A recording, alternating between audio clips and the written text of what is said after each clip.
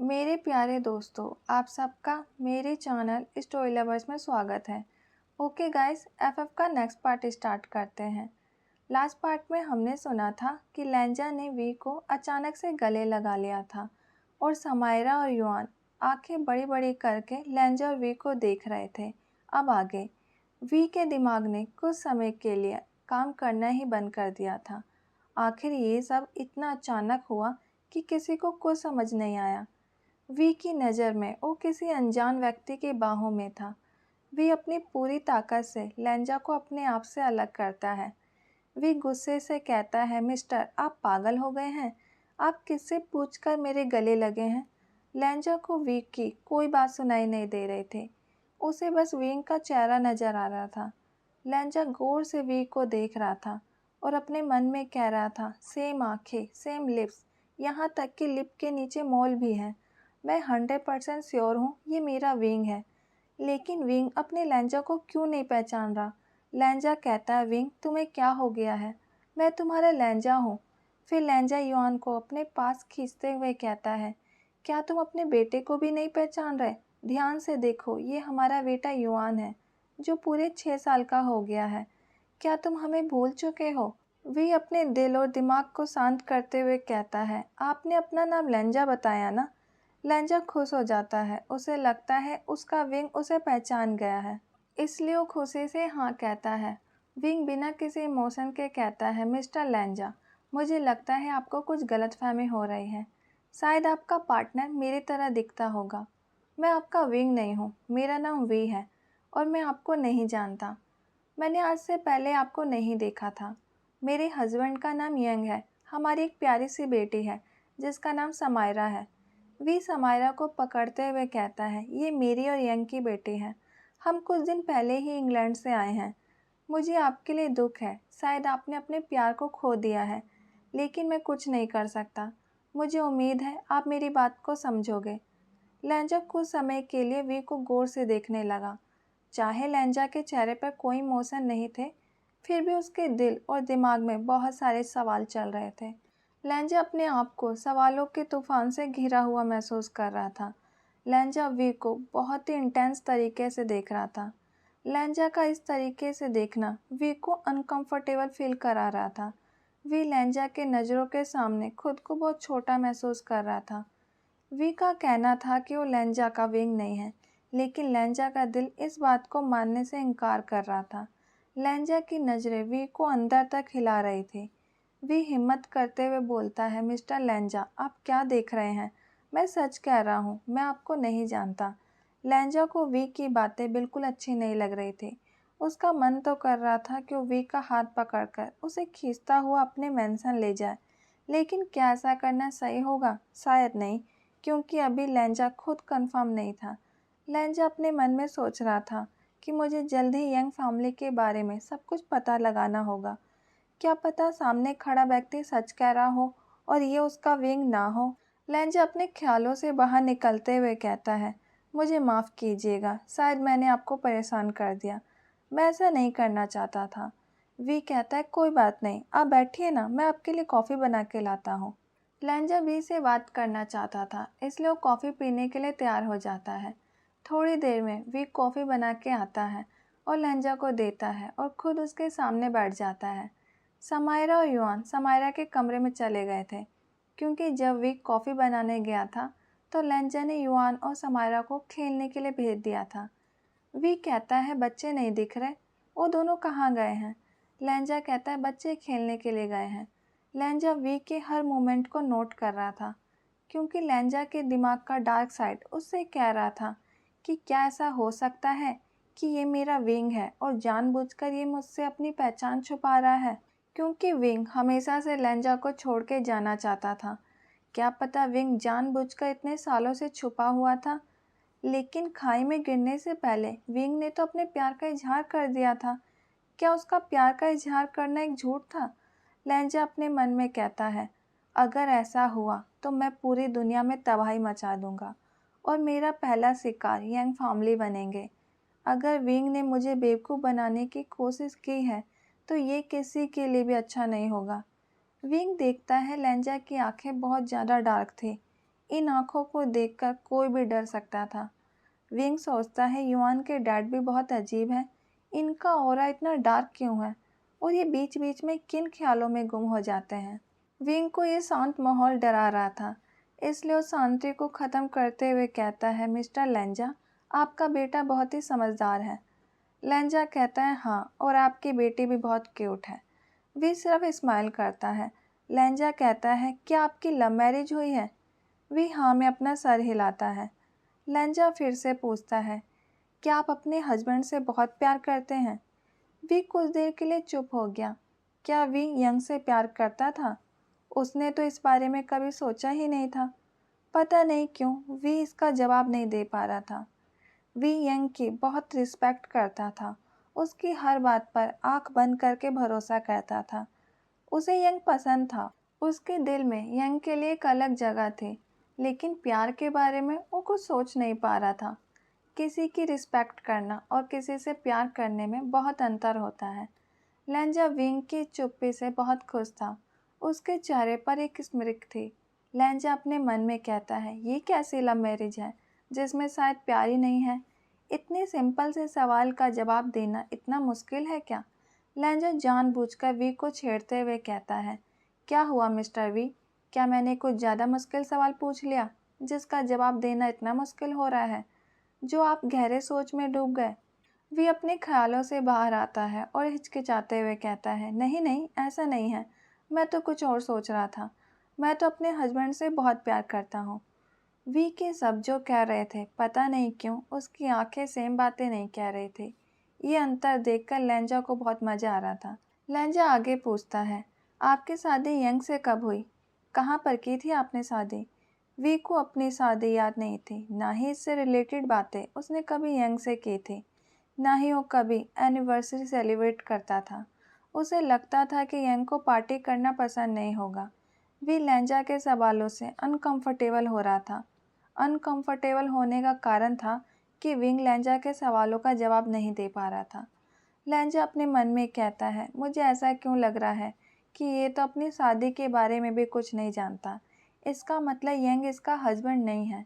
ये मेरा विंग है, ये मेरा पार्टनर है, लेकिन ये मुझसे झूठ क्यों बोल रहा है? वी कहता है, आप मेरे बारे में ही पूछते रहेंगे या कुछ अपने बारे में भी बताएंगे? लेंजा स्माइल करता है और कहता है, क्यों नहीं, मैं अपने बारे में आपको सब कुछ बताऊंगा। अब तो हम मिलते ही रहेंगे, इसलिए बाकी की बातें हम अपनी नेक्स्ट मीटिंग में करेंगे। काफ़ी रात हो गई है, अब मुझे चलना चाहिए। मुझे ऑफिस और युआन को कल स्कूल भी जाना है। ऐसा कहकर लेंजा अपनी सीट से उठता है और युआन को आवाज़ लगाता है। फिर लेंजा वी की तरफ मुड़ता है और कहता है, मैं एक बात तो कहना भूल ही गया। जब हमारी नेक्स्ट मीटिंग होगी, मैं उम्मीद करता हूँ आप अपनी शादी के बारे में अपने हस्बैंड से पूछेंगे, क्योंकि मुझे ऐसा लगा जैसे आप खुद कुछ नहीं जानते। वी लेंजा की बातों को सुनकर शर्मिंदा हो रहा था, क्योंकि लेंजा सच कह रहा था। वी ने अपनी नज़रें नीचे झुका ली थी। सीढ़ियों से उतरकर युआन और समायरा भी आ गए थे। लेंजा को वी को परेशान करने में मज़ा आ रहा था। आज लेंजा का दिल खुश था। लेंजा युआन की तरफ देखता है और कहता है, चलें बेटा, घर चलते हैं, बहुत लेट हो गया है। युआन हाँ में अपना सर हिलाता है और जाने से पहले वी के पास जाता है। युआन प्यार से वी का हाथ पकड़ता है और कहता है, डैडा, आप मेरे घर आएंगे मुझसे मिलने के लिए? वी प्यार से युआन के बालों को सहलाता है और उसके माथे पर किस करते हुए कहता है, मैं ज़रूर तुमसे मिलने आऊँगा। लेंजा को अपने कानों पर यकीन नहीं हो रहा था। युआन वी को डैडा कह रहा था। वो सोचता है, ये कब हुआ? फिर अचानक से लेंजा के मन को अलग से शांति का एहसास हुआ। लेंजा अपने मन में कहता है, मेरा बच्चा सच में समझदार है। एक छोटा सा बच्चा अपने डैडा को पहचान गया, बस उसका डैडा ही उसे पहचान नहीं पा रहा। लेंजा युआन से कहता है, युआन अब चलें? युआन लेंजा के साथ चला जाता है। लेंजा तो चला गया, लेकिन उसने वी को सवालों के समुद्र में फंसा दिया। वी बहुत ही बेसब्री से यंग का इंतज़ार कर रहा था। कुछ समय बाद यंग अपने घर वापस आता है। वापस आने वक्त यंग की नज़र लेंजा की कार के ऊपर गई, जो यंग की कार को क्रॉस करते हुए जा रही थी। यंग कहता है, क्या कोई घर पर आया था? लेकिन हम तो यहाँ नहीं हैं, कौन आ सकता है घर पर? ऐसा सोचकर यंग अपनी कार को पार्क करके घर के अंदर जाने लगता है। जब वी यंग को देखता है तो अपनी सीट से उठकर यंग के पास जाता है उसका बैग और कोट लेने के लिए। यंग ने जब वी को गौर से देखा तो उसे पता चल गया कि आज कुछ हुआ है, क्योंकि वी का चेहरा उतरा हुआ था। वो आज उदास लग रहा था, शायद वो यंग से नाराज था। आज वी ने यंग का स्वागत स्माइल के साथ नहीं किया था। यंग को वी के चेहरे का अंतर पता चल रहा था। यंग सोचता है आखिर ऐसा क्या हुआ है आज जिसने वी के चेहरे की चमक को ही ख़त्म कर दिया था। यंग प्यार से वी के बालों को सहलाते हुए कहता है, वी आज क्या हुआ है, तुम्हारा चेहरा क्यों उतरा हुआ है। वी ने आंसू भरी आंखों के साथ यंग को देखा, क्योंकि आज वी को बहुत ही शर्मिंदगी का सामना करना पड़ा था। वी को ऐसा लग रहा था जैसे वो इतने सिंपल सवालों के जवाब नहीं दे पाया था। उसे बहुत बुरा लग रहा था कि वो अपनी शादी से रिलेटेड सवालों के जवाब नहीं दे पाया था। उसे महसूस हो रहा था कि लेंजा उसका मजाक बना के गया था। क्या उसकी याददाश्त चली गई, इसमें उसकी गलती है। उसे अपना पास्ट बिल्कुल याद नहीं है, इसमें उसकी गलती है। क्या किसी को अधिकार है उसका मजाक बनाने का। आज वी को ऐसा फील हो रहा था जैसे वो क्रिमिनल है और लेंजा उसकी इंक्वायरी ले रहा था और वी इंक्वायरी देने में फेल हो गया था। लेंजा का स्मृति वी को अच्छे से याद था। ये चीज़ें वी को ठेस पहुंचा रही थी। कहीं ना कहीं वी को यंग पर गुस्सा आ रहा था। इसमें सिर्फ यंग की ही तो गलती थी। क्या यंग का फ़र्ज़ नहीं था उसे उसका पास्ट बताने का। क्या यंग को एक एक बात वी को नहीं बतानी चाहिए थी। वी ने कई बार यंग से अपने पास्ट के बारे में जानने की कोशिश की थी, अपने फर्स्ट मीटिंग के बारे में जानने की कोशिश की थी, अपनी शादी के बारे में जानने की कोशिश की थी, अपने फैमिली के बारे में जानने की कोशिश की थी। लेकिन यंग ने हमेशा वी के सवालों को टाला था। उसने हमेशा वी के सवालों को इग्नोर किया था। उसने कभी भी वी को कुछ नहीं बताया था, जिसके कारण आज वी को शर्मिंदा होना पड़ा। वी का यंग पर गुस्सा होना तो लाजमी था। अगर यंग उसे सब कुछ बता देता तो वी को शर्मिंदगी का सामना नहीं करना पड़ता। क्या सच में इन सब में यंग की गलती थी? बिल्कुल नहीं, यंग की कोई गलती नहीं थी। वो तो खुद वी के पास्ट के बारे में कुछ नहीं जानता था। जब उसे खुद कुछ नहीं पता था तो क्या बताता वी को। जब उसकी शादी वी से कभी हुई नहीं थी तो क्या बताता शादी के बारे में। यंग तो सिर्फ एक अच्छा इंसान होने का फ़र्ज निभा रहा था। उसने तो खुद वी के पास्ट के बारे में पता लगाने की बहुत कोशिश की थी, लेकिन वो कुछ भी पता नहीं लगा पाया था। ऐसा नहीं है कि यंग वी को पसंद नहीं करता था या उसे खुद से दूर करने के लिए उतावला था, लेकिन वो वी को पार्टनर के रूप में नहीं देखता था। कम से कम अभी तो वो अपनी ज़िंदगी में किसी और को शामिल नहीं करना चाहता था। अभी वो खुद को सॉन्गलैंड की यादों से आज़ाद नहीं कर पाया था। हाँ, अगर कुछ साल और वी की फैमिली का कुछ पता नहीं चला तो यंग वी के बारे में कुछ सोच सकता था, क्योंकि वी ने यंग फैमिली में अपने लिए बहुत ही इम्पोर्टेंट जगह बना ली थी। यंग के दिल में वी के लिए कुछ तो था। वो वी को दुखी नहीं देख पाता था। उसके आंखों में आंसू उसके दिल को दर्द पहुंचाते थे, और जो चीज़ यंग नहीं चाहता था आज वही हो रहा था। एक तो वी का चेहरा उतरा हुआ था, ऊपर से उसकी आंखों में आंसू भी थे। यंग के पूछने पर भी वी कुछ नहीं बता रहा था। यंग बहुत ही प्यार से पूछता है, अगर तुम मुझे कुछ बताओगे नहीं तो मैं तुम्हारी प्रॉब्लम को सॉल्व कैसे करूँगा। वी अपने मासूम आवाज़ में कहता है, पहले आप फ्रेश होकर खाना खा लीजिए, फिर हम कमरे में बात करेंगे। यंग इस बात के लिए राज़ी हो जाता है। कुछ ही समय में यंग फ्रेश होकर नीचे डिनर टेबल पर आ जाता है। वी सबके लिए खाना सर्व करता है। समायरा जल्दी ही अपना खाना फिनिश कर लेती है, क्योंकि उसे नींद आ रही थी, और समायरा रूम में सोने चली जाती है। यंग को सोचते हुए कहता है, वी आज घर में कोई आया था क्या? मैंने किसी की कार को जाते हुए देखा था। वी यंग को बताता है कि समायरा का दोस्त और उसके डैड आए थे। यंग कहता है, कुछ खास वजह उनकी यहाँ आने की? वी यंग को बताता है कि स्कूल में क्या हुआ था, और फिर वो युआन को घर लेके आया था उसे समझाने के लिए। रात हो गई थी, इसलिए उसके डैड उसे लेने के लिए आए थे। वी ने एक एक बात यंग को बता दी थी। उसने कोई भी बात यंग से नहीं छुपाई थी, जो भी स्कूल में हुआ था और जो घर में हुआ था। बस उसने अपनी और लेंजा से हुई कन्वर्सेशन यंग को अभी नहीं बताई थी। यंग ने गुस्से से अपने हाथों की मुट्ठी बना ली थी। यंग नाराज होते हुए कहता है, वी तुमने क्या सोचकर उस साइको बच्चे को माफ़ कर दिया? जिसने मेरी प्रिंसेस को नुकसान पहुंचाने की कोशिश की थी। अभी यंग के आंखों में गुस्सा साफ नजर आ रहा था। वो गुस्से से कहता है, उसने मेरे प्रिंसेस को बांधा, उसको रुलाया और तुम उसे घर पर लाकर अपना प्यार लुटा रहे थे। वी अपने कानों पर विश्वास नहीं कर पा रहा था।